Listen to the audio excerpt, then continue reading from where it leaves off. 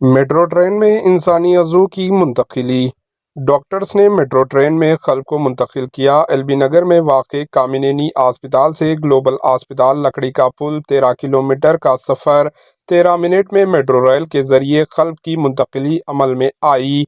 Doctors ने जान बचाने के लिए मेट्रो के ताउन पर इंतज़ामिया से इजहार तशक्कुर किया।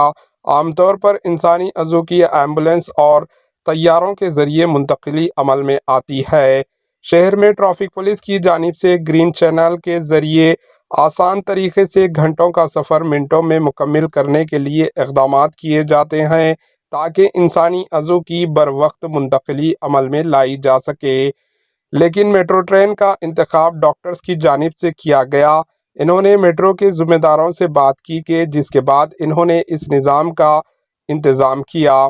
बता दें कि 13 किलोमीटर का सफ़र 13 मिनटों में मुकम्मल कर लिया है। Bureau report, HN news.